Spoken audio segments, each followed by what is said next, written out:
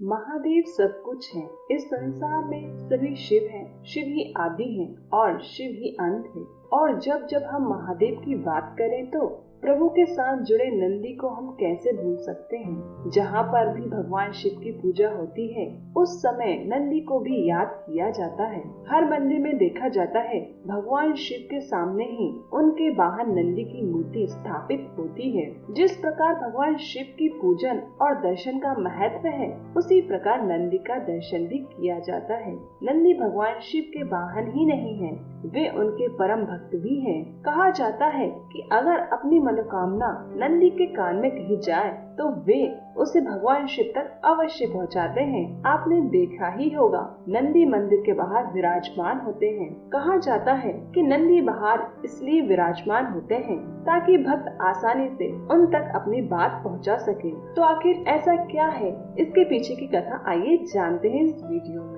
शास्त्रों में इस बात का जिक्र किया गया है। भगवान शिव जी ने नंदी को वरदान दिया था कि जो तुम्हारे कान में आकर अपनी मनोकामना कहेंगे उस व्यक्ति की सभी इच्छाएं जरूर पूरी होगी। कहानी शुरू होती है नंदी के पिता श्रीनाथ से। श्रीनाथ ने जमकर भोलेनाथ की तपस्या की थी ताकि उन्हें एक संतान प्राप्त हो सके और वंश आगे चल पाए। भगवान शिव ने उनकी कठोर तपस्या से खुश होकर प्रकट होकर वरदान दिया। भूमि जोतते समय श्रीनाथ को एक बालक मिला, उनका नाम उन्होंने नंदी रख दिया। नंदी को अपनी अल्प आयु होने का पता चला तो महादेव की आराधना से मृत्यु को जीतने के लिए वे वन में चला गया और वहाँ जाके उसने शिव का ध्यान करना चालू कर दिया। भगवान शंकर नंदी की तपस्या से खुश हो गए और उसे वरदान दे दिया, नंदी तुम मृत्यु और भय से हमेशा हमेशा के लिए मुक्त हो। मैं तुम्हें अजर और अमर होने का वरदान देता हूँ। नंदी कैलाश पर भगवान शिव की निरंतर सेवा और आराधना करता था।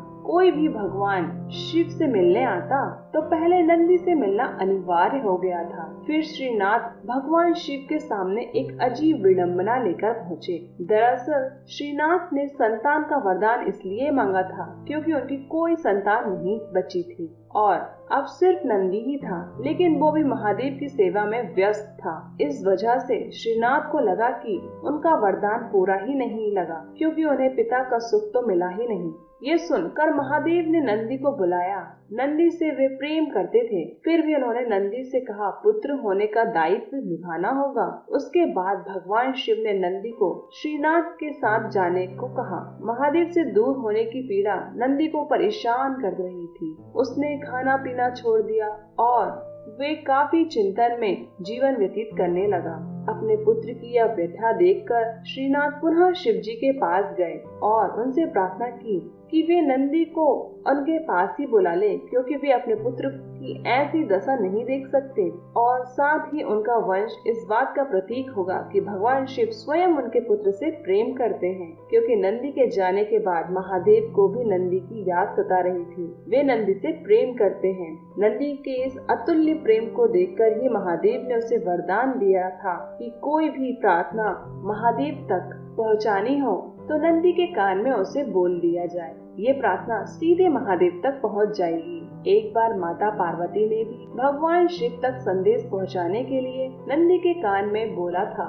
नंदी सदैव भगवान शिव के साथ ही रहते हैं। इसके बाद देवों के देव महादेव ने माता पार्वती की सम्मति से सभी गणों और गणेश वेदों के समक्ष गणों के अधिपति के रूप में नंदी का अभिषेक करवाया। तो इस प्रकार नंदी बने नंदीश्वर। शिव जी ने ही उन्हें वरदान दिया था कि जहाँ उनका वास होगा उनका निवास होगा। इसलिए सभी शंकर मंदिर में भगवान शिव के साथ साथ नंदी भी विराजमान रहते हैं। तो ये थी नंदी की कहानी और साथ ही ऐसी अद्भुत कथाओं को जानने के लिए हमारे चैनल को सब्सक्राइब करना ना भूलें।